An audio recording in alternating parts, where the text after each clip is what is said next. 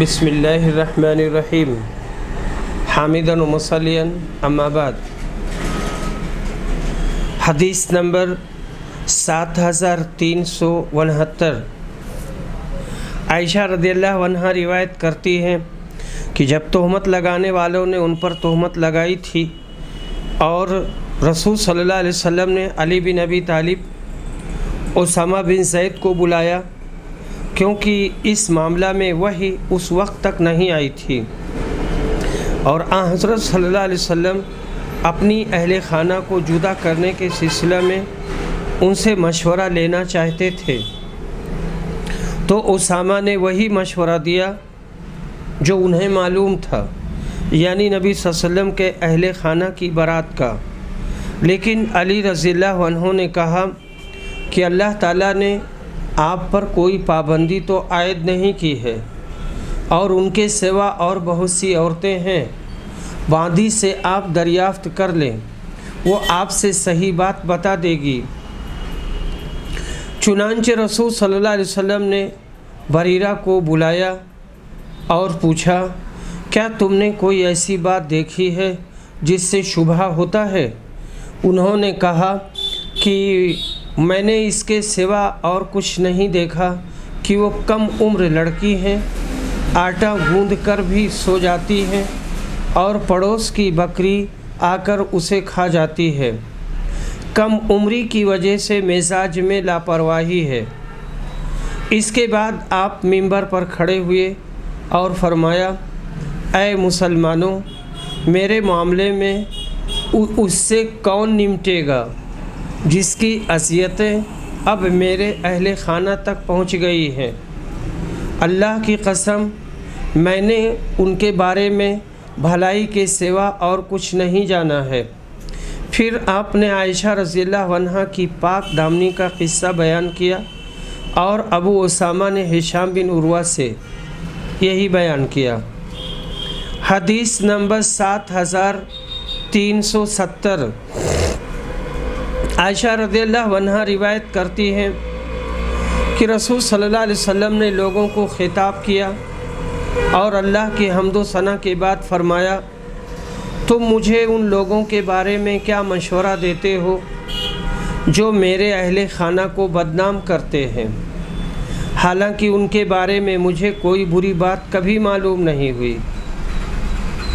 عروہ سے روایت ہے، انہوں نے ہم سے بیان کیا کہ عائشہ کو جب اس واقعہ کا علم ہوا کہ کچھ لوگ انہیں بدنام کر رہے ہیں، تو انہوں نے حضرت صلی اللہ علیہ وسلم سے کہا، اے اللہ کے رسول، کیا مجھے آپ اپنے والد کے گھر جانے کی اجازت دیں گے؟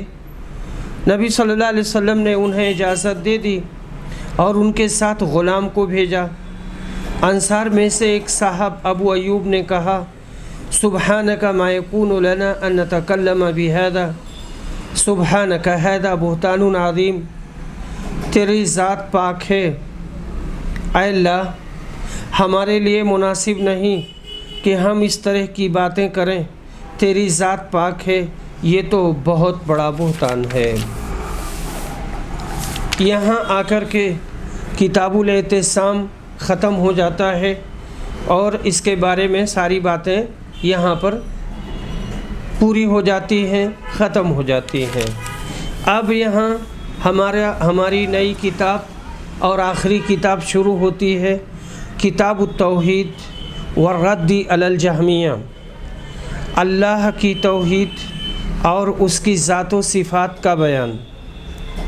امام بخاری رحمہ اللہ جب اعمال کے بیان سے فارغ ہوئے تو عقائد کا بیان شروع کیا، گویا ادنا سے اعلیٰ کی طرف ترقی کی۔ اوپر خوارج اور روافض کا رد ہو چکا ہے، اب قدریوں اور جہمیوں کا رد اس کتاب میں کیا۔ یہی چار فرقے بدعتیوں کے سرکردہ ہیں۔ جہمیہ منسوب ہے جہم بن صفوان کی طرف، جو ایک بدعتی شخص ہشام بن عبد الملک کی خلافت میں ظاہر ہوا تھا۔ یہ اللہ کی ان صفات کی جو قرآن و حدیث میں وارد ہیں بالکل نفی کرتا تھا، گویا اپنے نزدیک تنزیہ میں مبالغہ کرتا تھا اور اہل حدیث کو مشبہہ اور مجسمہ قرار دیتا۔ آخر مسلم بن احور نے اس کی گردن کاٹی، کمبخت کا منہ کالا ہو گیا۔ امام ابو حنیفہ رحمہ اللہ نے کہا، جہم نے نفی تشبیہ میں یہاں تک مبالغہ کیا کہ اللہ کو لا شیء اور معدوم بنا دیا۔ میں کہتا ہوں ہمارے زمانہ میں بھی اللہ رحم کرے، جہم کے متبعین کا ہجوم ہو رہا ہے اور اللہ تعالیٰ کی نسبت یہ کہا جاتا ہے کہ وہ کسی مکان اور جہت میں نہیں ہے، نہ اترتا ہے نہ چڑھتا ہے، نہ بات کرتا ہے نہ ہنستا ہے، نہ تعجب کرتا ہے۔ معاذ اللہ، اہل حدیث ان سب صفات کے قائل ہیں۔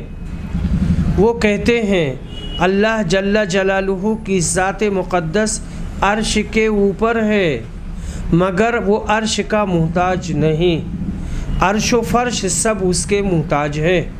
وہ جب چاہتا ہے آواز اور حروف کے ساتھ بات کرتا ہے، جس لغت میں چاہتا ہے کلام کرتا ہے، جہاں چاہتا ہے اترتا ہے، تجلی فرماتا ہے، پھر عرش کی طرف چڑھ جاتا ہے۔ وہ دیکھتا ہے، سنتا ہے، ہنستا ہے، تعجب کرتا ہے، عرش پر رہ کر رتی رتی تحت الثری تک سب جانتا ہے۔ اس کے علم اور سمع اور بصر سے کوئی چیز باہر نہیں ہو سکتی۔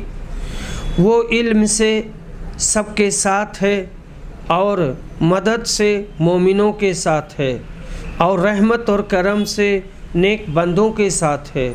اس کے ہاتھ ہیں، پاؤں ہیں، منہ ہے، انگلیاں ہیں، کمر ہے، جیسے اس کی ذات مقدس کو لائق ہے، نہ یہ کہ مخلوق کے ہاتھوں اور پاؤں یا منہ یا انگلیوں یا آنکھوں یا کمر کی طرح، جیسے اس کی ذات مخلوق کی ذات سے مشابہ نہیں ہے، ویسے ہی اس کی صفات بھی مخلوقات کی صفات سے نہیں ملتی، نہ اس کی کسی صفت کی ہم تشبیہ دے سکتے ہیں۔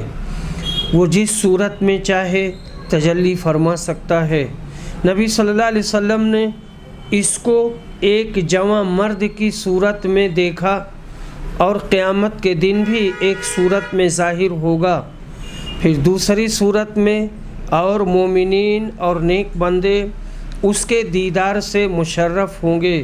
یہ خلاصہ ہے اہل حدیث کے اور اہل سنت کے اعتقاد کا، جس میں کسی اگلے امام کا اختلاف نہیں۔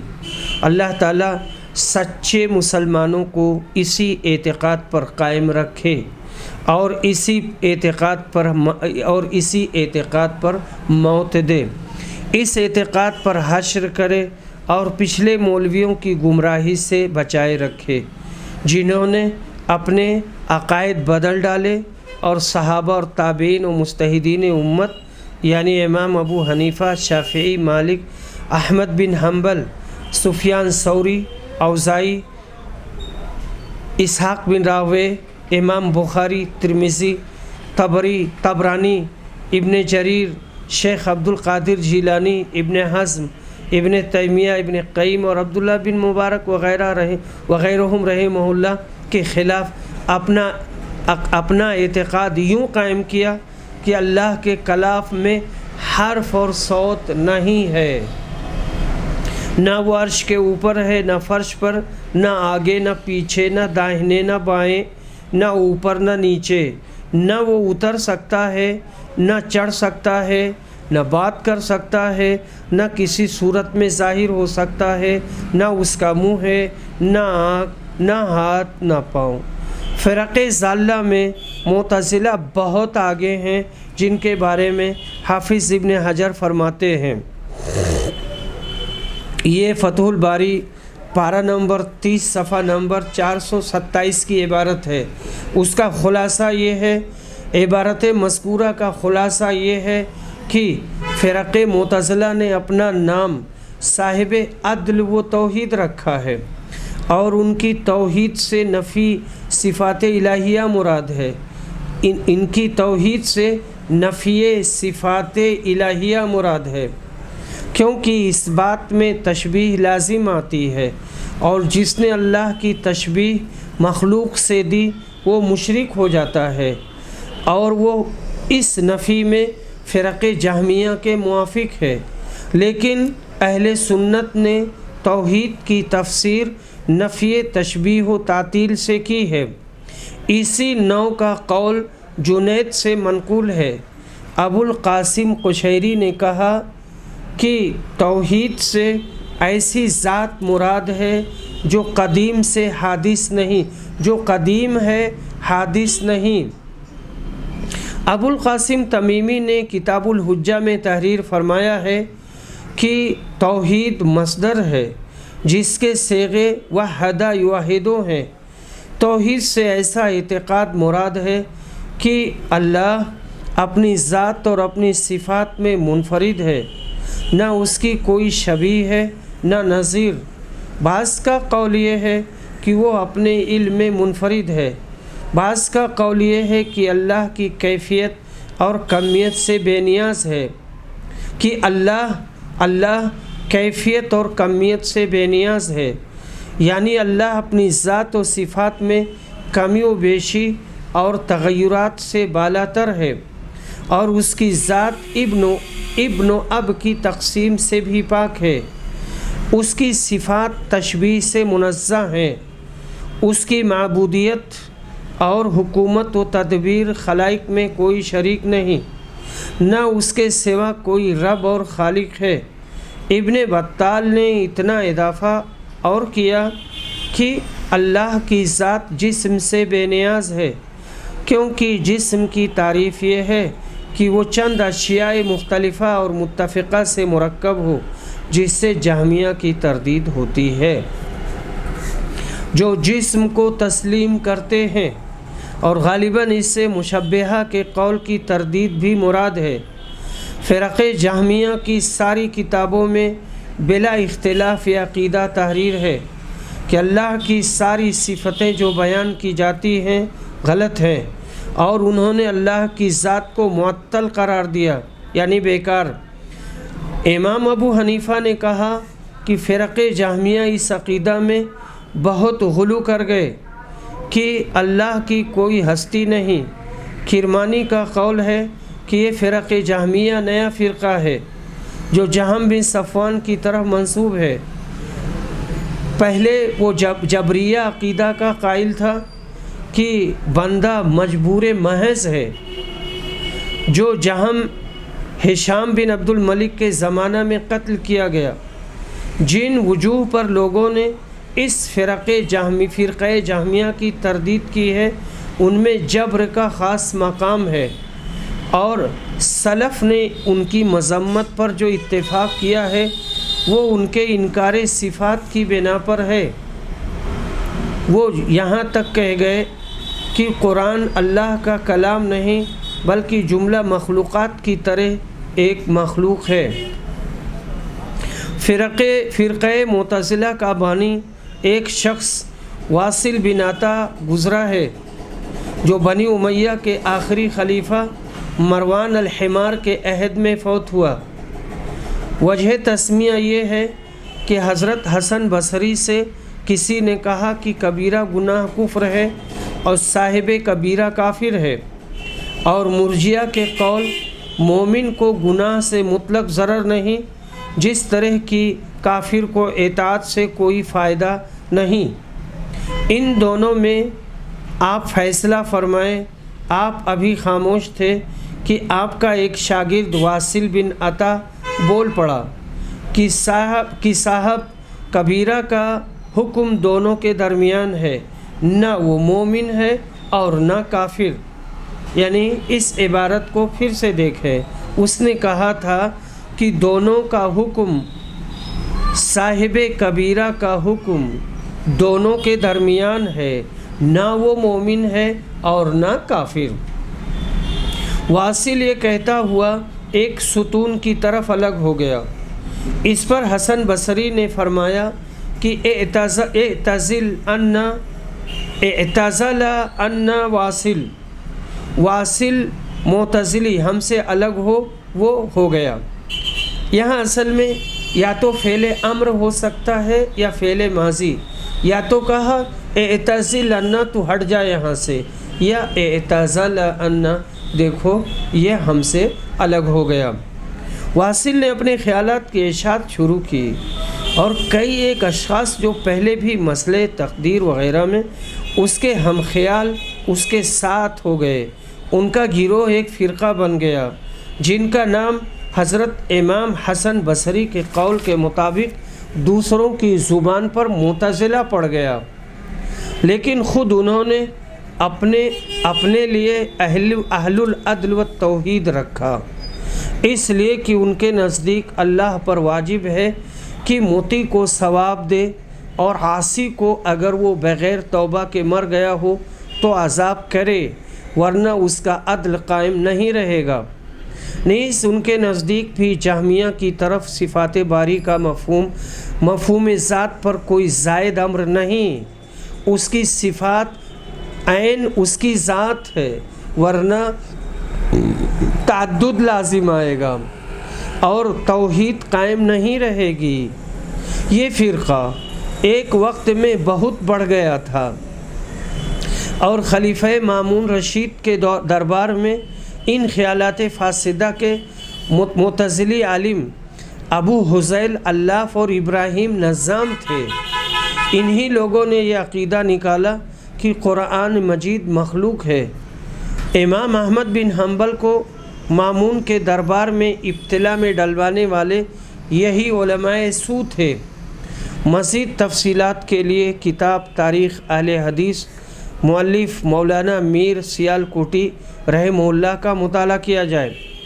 امام بخاری نے اس کتاب میں ان چاروں گمراہ فرقوں کا مختلف طریقوں سے رد فرمایا ہے، جبریہ، قدریہ، جہمیہ، معتزلہ۔ ان کے عقائد فاسدہ کی تردید قرآن و حدیث کی روشنی میں اس کتاب کا خاص موضوع ہے جو بغور مطالعہ کرنے پر بخوبی واضح ہو جائے گا۔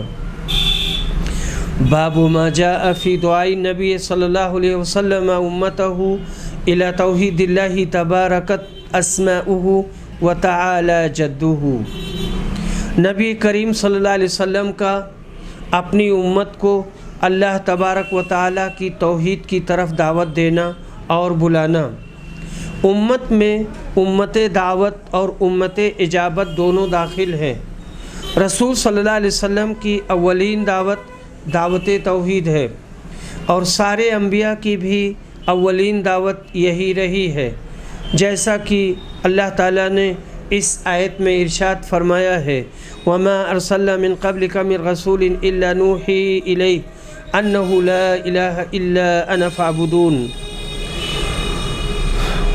حدیث نمبر 7371۔ عبداللہ بن عباس روایت کرتے ہیں کہ نبی صلی اللہ علیہ وسلم نے معاذ بن جبل کو یمن بھیجا۔ حدیث نمبر 7372۔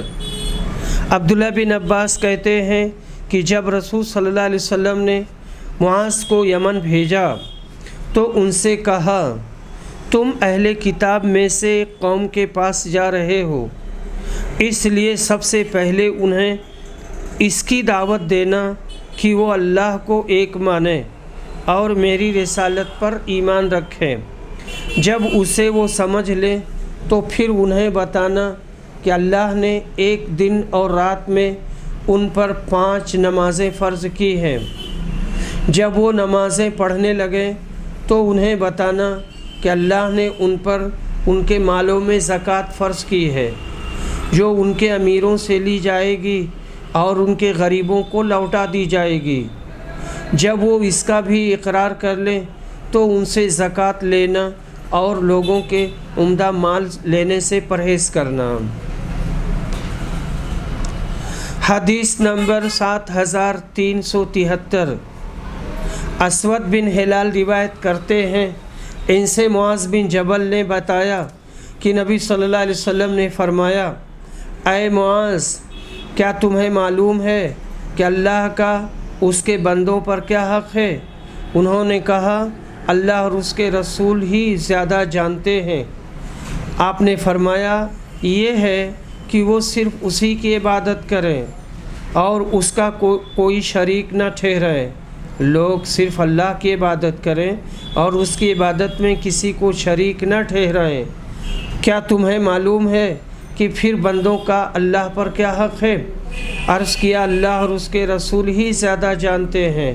فرمایا یہ حق ہے کہ وہ انہیں عذاب نہ دے۔ متفق علیہ۔ عبادات و بندگی کے کاموں میں اللہ پاک کو وحدہ لا شریک لہ مانے، یہی وہ حق ہے جو اللہ نے اپنے ہر بندے بندی کے ذمہ واجب قرار دیا ہے۔ بندے ایسا کریں تو ان کا حق بذمہ اللہ پاک یہ ہے کہ وہ ان کو بخش دے اور جنت میں داخل کرے۔ حدیث نمبر 7374۔ ابو سعید خدری روایت کرتے ہیں کہ ایک شخص نے دوسرے شخص قتادہ بن نعمان کو بار بار قل هو اللہ احد پڑھتے سنا۔ صبح ہوئی تو نبی صلی اللہ علیہ وسلم کی خدمت میں حاضر ہو کر اس طرح واقعہ بیان کیا جیسے وہ اسے کم سمجھتے ہوں۔ رسول صلی اللہ علیہ وسلم نے فرمایا اس ذات کی قسم جس کے ہاتھ میں میری جان ہے، یہ سورت تہائی قرآن کے برابر ہے۔ اس سورت کو سورہ اخلاص کہا جاتا ہے۔ اس میں جملہ اقسام کے شرک کی تردید کرتے ہوئے خالص توحید کو پیش کیا گیا ہے۔ اس کا ہر لفظ توحید کا مظہر ہے۔ مضامین قرآن کے 3 حصے ہیں، ایک حصہ توحید الہی اور اس کے صفات و افعال کا بیان، دوسرا قصص کا بیان، تیسرا احکام شریعت کا بیان۔ تو قل هو اللہ احد میں ایک حصہ موجود ہے، اس لیے اس سورت کا مقام تہائی قرآن کے برابر ہوا۔ اور سورہ اخلاص کی تفسیر میں حضرت شاہ عبدالعزیز رحمہ اللہ فرماتے ہیں، یہاں پر عبارت فارسی ہے اور شاید اس کا یہاں پر آگے ترجمہ ہے۔ بعض علماء نے کہا ہے کہ شرکت کبھی عدد میں ہوتی ہے جس کی لفظ احد سے نفی کر دی گئی ہے، اور کبھی شرکت مرتبہ اور منصب میں ہوتی ہے، اس کی نفی لفظ سمجھ سے کی گئی ہے۔ کبھی شرکت نسبت میں ہوتی ہے جس کی لفظ لم یلد ولم یولد سے نفی کی گئی ہے، اور کبھی شرکت کام اور تاثیر میں ہوتی ہے، اس کی نفی لفظ ولم یکن لہ کفوا احد سے کی گئی ہے۔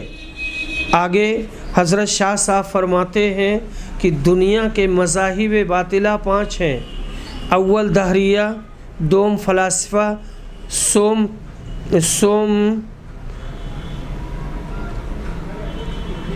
چہارم یہود نصارہ، پنجم مجوسی، اور یہاں پر جو سوم ہے ثانویہ، اور ہر ایک کے ذکر میں حضرت شاہ صاحب نے اس سورہ کا وہ کلمہ ذکر کیا ہے جس سے اس فرقہ کی تردید ہوتی ہے۔ بس اس سورہ کو مسئلہ توحید میں جامع و مانع قرار دیا گیا ہے، اسی لیے اس کی فضیلت ہے جو اس حدیث میں مذکور ہے۔ حدیث نمبر 7375۔ ابو الرجال محمد بن عبد الرحمن روایت کرتے ہیں، ان سے ان کی والدہ عمرہ بنت عبد الرحمن نے، وہ ام المومنین حضرت عائشہ کی پرورش میں تھیں۔ انہوں نے عائشہ سے بیان کیا کہ نبی صلی اللہ علیہ وسلم نے ایک صاحب کو ایک مہم پر روانہ کیا۔ وہ صاحب اپنے ساتھیوں کو نماز پڑھاتے تھے اور نماز قل هو اللہ احد پر ختم کرتے تھے۔ جب لوگ واپس آئے تو اس کا ذکر نبی صلی اللہ علیہ وسلم سے کیا۔ آپ نے فرمایا ان سے پوچھو کہ وہ یہ طرز عمل کیوں اختیار کرتے تھے؟ چنانچہ لوگوں نے پوچھا تو انہوں نے کہا کہ وہ ایسا اس لیے کرتے تھے کہ یہ اللہ کی صفت ہے اور میں اسے پڑھنا عزیز رکھتا ہوں۔ نبی صلی اللہ علیہ وسلم نے کہا انہیں بتا دو کہ اللہ بھی انہیں عزیز رکھتا ہے اور ان سے محبت کرتا ہے۔ متفق علیہ۔ اس سورہ شریفہ میں اللہ تعالیٰ کی اولین صفت وحدانیت، دوسری صفت صمدانیت کو ظاہر کیا گیا ہے۔ معرفت الہی کے سمجھنے کے سلسلے میں وجود باری تعالیٰ کو تسلیم کرنے کے بعد ان دو صفتوں کو سمجھنا ضروری ہے۔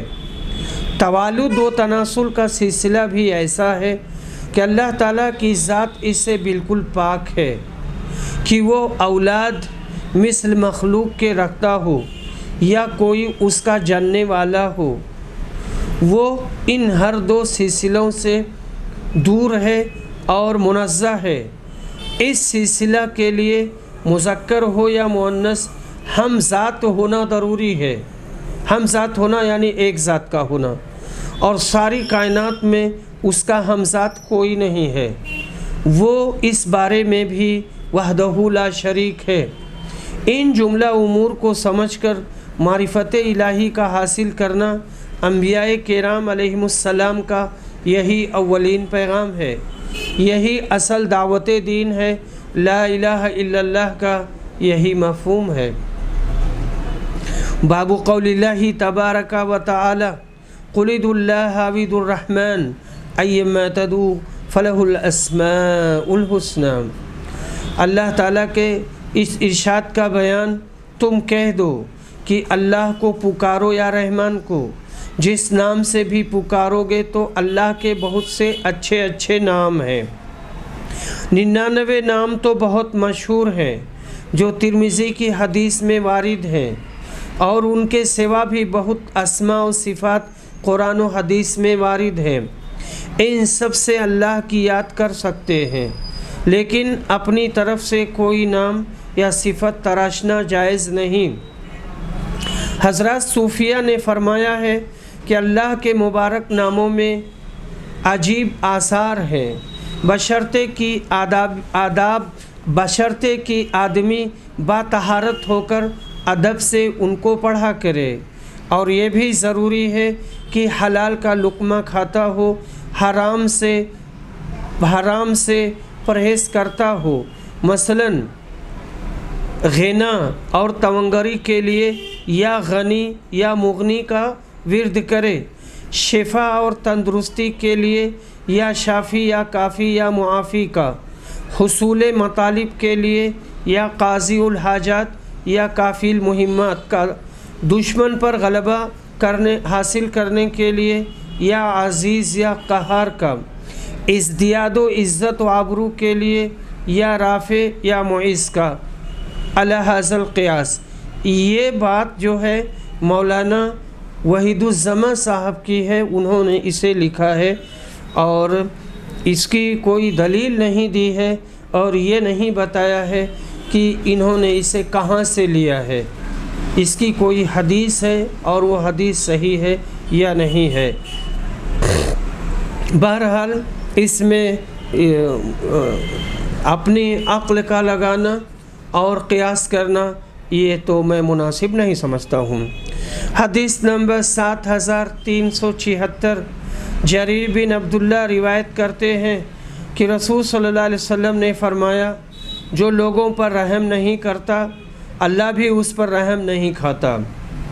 باب کی مطابقت ظاہر ہے کہ اللہ کی ایک صفت رحم بھی ہے، تو رحمان و رحیم ناموں سے بھی اسے پکارتے ہیں۔ حدیث نمبر 7377، اسامہ بن زید روایت کرتے ہیں، کہتے ہیں کہ ہم رسول صلی اللہ علیہ وسلم کے پاس تھے کہ آپ کی ایک صاحبزادی حضرت زینب کے بھیجے ہوئے ایک شخص آپ کی خدمت میں حاضر ہوئے کہ ان کے لڑکے کی جانکنی میں مبتلا ہے۔ ان کے ایک لڑکے ہیں جو جانکنی میں بالکل مبتلا ہیں، اور وہ نبی صلی اللہ علیہ وسلم کو بلا رہی ہیں۔ نبی صلی اللہ علیہ وسلم نے ان سے فرمایا، تم جا کر انہیں بتا دو کہ اللہ ہی کا سب مال ہے، جو چاہے لے لے اور جو چاہے دے دے، اور اس کی بارگاہ میں ہر چیز کے لیے ایک وقت مقرر ہے۔ پس ان سے کہو کہ صبر کریں اور اس پر صبر و ثواب کی نیت سے اور اس پر صبر و ثواب کی نیت کریں۔ صاحبزادی نے دوبارہ آپ کو قسم دے کر کہلا بھیجا کہ آپ ضرور تشریف لائیں۔ چنانچہ نبی صلی اللہ علیہ وسلم کھڑے ہوئے اور آپ کے ساتھ سعد بن معاذ اور معاذ بن جبل بھی کھڑے ہوئے۔ پھر جب آپ صاحبزادی کے گھر پہنچے تو بچہ آپ کو دیا گیا اور اس کی سانس اکھڑ رہی تھی جیسے پرانی مشک کا حال ہوتا ہے۔ یہ دیکھ کر آپ کی آنکھوں میں آنسو بھر آئے۔ اس پر سعد نے کہا، اللہ کے رسول یہ کیا ہے؟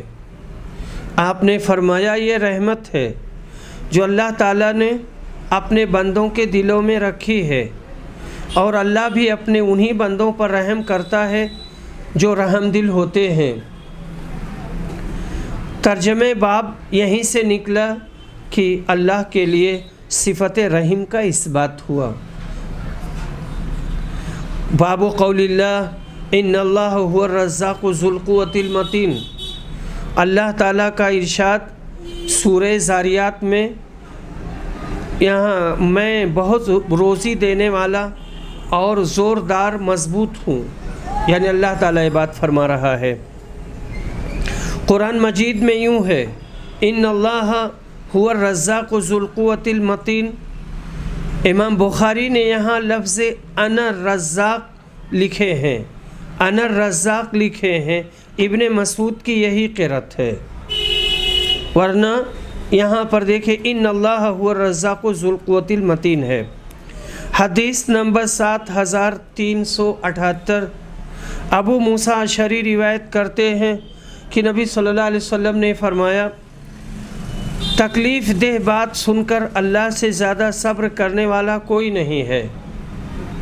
کم بخت مشرک کہتے ہیں کہ اللہ اولاد رکھتا ہے اور پھر بھی وہ انہیں معاف کرتا ہے اور انہیں روزی دیتا ہے، یعنی یہ کہتے ہیں اللہ کے بیوی ہے، اللہ کے بچے ہیں، اللہ کے اولاد ہے، اور اس کے باوجود اللہ انہیں معاف کر دیتا ہے اور انہیں روزی دیتا ہے۔ باب قول اللہ عالم الغیب فلا یظہر علی غیبہ احدا۔ اللہ کے اس فرمان کا بیان، وہ غیب کا جاننے والا ہے اور اپنے غیب کو کسی پر نہیں کھولتا۔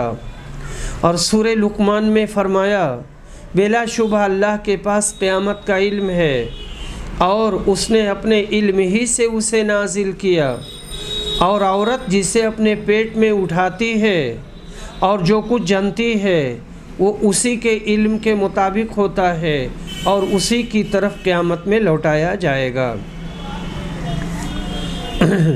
یحییٰ بن زیاد فرہ نے کہا، ہر چیز پر ظاہر ہے یعنی علم کی وجہ سے، اور ہر چیز پر باطن ہے علم کی وجہ سے۔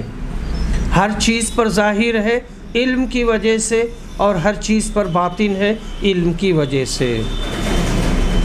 حدیث نمبر 7389۔ عبداللہ بن عمر روایت کرتے ہیں کہ نبی صلی اللہ علیہ وسلم نے فرمایا، غیب کی 5 کنجیاں ہیں جنہیں اللہ کے سوا اور کوئی نہیں جانتا۔ اللہ کے سوا اور کوئی نہیں جانتا کہ رحم مادر میں کیا ہے، اللہ کے سوا اور کوئی نہیں جانتا کہ کل کیا ہوگا، اللہ کے سوا اور کوئی نہیں جانتا کہ بارش کب آئے گی، اللہ کے سوا اور کوئی نہیں جانتا کہ کس جگہ کوئی مرے گا، اور اللہ کے سوا کوئی نہیں جانتا کہ قیامت کب آئے گی۔ اس پر سب مسلمانوں کا اتفاق ہے کہ غیب کا علم نبی صلی اللہ علیہ وسلم کو بھی نہ تھا، مگر جو بات اللہ تعالیٰ آپ کو بتلا دیتا وہ معلوم ہو جاتی۔ ابن اسحاق نے مغازی میں نقل کیا ہے کہ نبی صلی اللہ علیہ وسلم کی اونٹنی گم ہو گئی تو ابن سلیط کہنے لگا، محمد اپنے تئیں پیغمبر کہتے ہیں اور آپ آسمان کے حالات تم سے بیان کرتے ہیں، لیکن ان کو اپنی اونٹنی کی خبر نہیں، وہ کہاں ہے؟ یہ بات نبی صلی اللہ علیہ وسلم کو پہنچی تو فرمایا، ایک شخص ایسا ایسا کہتا ہے اور میں تو قسم اللہ کی وہی بات جانتا ہوں جو اللہ تعالیٰ نے مجھ کو بتلائی، اور اب اللہ تعالیٰ نے مجھ کو بتلا دیا وہ اونٹنی فلاں گھاٹی میں ہے، ایک درخت پر اٹکی ہوئی ہے۔ آخر صحابہ گئے اور اس کو لے کر آئے۔ حدیث نمبر 7380، عائشہ رضی اللہ عنہا روایت کرتی ہیں کہ اگر تم سے کوئی یہ کہتا ہے کہ محمد نے اپنے رب کو دیکھا تو وہ غلط کہتا ہے، کیونکہ اللہ تعالیٰ اپنے بارے میں خود کہتا ہے کہ نظریں اس کو دیکھ نہیں سکتی، یعنی دنیا میں۔ اور جو کوئی کہتا ہے کہ حضرت صلی اللہ علیہ وسلم غیب جانتے تھے تو غلط کہتا ہے، کیونکہ آپ صلی اللہ علیہ وسلم خود فرماتے ہیں غیب کا علم اللہ کے سوا اور کسی کو نہیں۔ باب قول اللہ السلام المؤمن، اللہ تعالیٰ کا ارشاد اللہ سلامتی دینے والا، امن دینے والا ہے۔ حدیث نمبر 7381، عبداللہ روایت کرتے ہیں کہ ہم ابتدائی اسلام میں رسول اللہ صلی اللہ علیہ وسلم کے پیچھے نماز پڑھتے تھے، اور یہاں عبداللہ سے مراد عبداللہ بن مسعود ہیں۔ رسول صلی اللہ علیہ وسلم کے پیچھے نماز پڑھتے تھے اور کہتے تھے السلام علی اللہ، تو نبی صلی اللہ علیہ وسلم نے ہم سے فرمایا اللہ تو خود ہی السلام ہے، البتہ اس طرح کہو التحیات للہ والصلوات والطیبات، السلام علیک ایھا النبی ورحمۃ اللہ وبرکاتہ، السلام علینا وعلی عباد اللہ الصالحین، اشہد ان لا الہ الا اللہ اشہد ان محمدا عبدہ ورسولہ۔ باب قول اللہ ملک الناس، اللہ تعالیٰ کا ارشاد سورہ ناس میں لوگوں کا بادشاہ، ملک الناس لوگوں کا بادشاہ۔ اس باب میں ابن عمر کی ایک روایت نبی کریم سے مروی ہے، اور پھر آگے حدیث جو آ رہی ہے اس کا نمبر ہے 7382۔ ابو ہریرہ روایت کرتے ہیں کہ نبی صلی اللہ علیہ وسلم نے فرمایا اللہ قیامت کے دن زمین کو اپنی مٹھی میں لے لے گا اور آسمان کو اپنے دائیں ہاتھ میں لپیٹ لے گا، پھر فرمائے گا میں بادشاہ ہوں، کہاں ہے زمین کے بادشاہ؟ باب قول اللہ وہو العزیز الحکیم، اللہ کے اس ارشاد کا بیان اور وہی غالب ہے حکمت والا، اور فرمایا اے رسول تیرا مالک عزت والا ہے، تیرا مالک عزت والا ہے، تو پاک ہے، جو یہ کافر بیان کرتے ہیں، اور فرمایا عزت اللہ اور اس کے رسول ہی کے لیے ہے، اور جو شخص اللہ کی عزت اور اس کی دوسری صفات کی قسم کھائے تو قسم منعقد ہو جائے گی۔ انس نے کہا کہ نبی صلی اللہ علیہ وسلم نے فرمایا جب اللہ اس میں اپنا قدم رکھے گا تو جہنم کہے گا بس بس تیری عزت کی قسم۔ اور ابو ہریرہ نے نبی صلی اللہ علیہ وسلم سے بیان کیا ایک شخص جنت تو دوزخ کے درمیان باقی رہ جائے گا، جو سب سے آخری دوزخی ہوگا، جسے جنت میں داخل ہونا ہے، وہ کہے گا اے رب میرا چہرہ جہنم سے پھیر دے، تیری عزت کی قسم اس کے سوا اور میں کچھ نہیں مانگوں گا۔ ابو سعید نے بیان کیا کہ رسول صلی اللہ علیہ وسلم نے فرمایا اللہ عز و جل کہے گا کہ تیرے لیے یہ ہے اور اس سے 10 گنا، اور ایوب علیہ السلام نے دعا کی اور تیری عزت کی قسم کیا میں تیری عنایت اور سرفرازی سے کبھی بے پرواہ ہو سکتا ہوں؟ یہاں پر کہتے ہیں کہ امام بخاری نے صفات الہیہ کا اس بات فرمایا جو معتزلہ کی تردید ہے۔ حدیث نمبر 7383، ابن عباس روایت کرتے ہیں کہ نبی صلی اللہ علیہ وسلم کہا کرتے تھے تیری عزت کی پناہ مانگتا ہوں کہ کوئی معبود تیرے سوا نہیں، تیری ایسی ذات ہے جسے موت نہیں، اور جن و انس فنا ہو جائیں گے۔ متفق علیہ۔ حدیث نمبر 7384، انس بن مالک روایت کرتے ہیں کہ رسول صلی اللہ علیہ وسلم نے فرمایا لوگوں کو دوزخ میں ڈالا جائے گا۔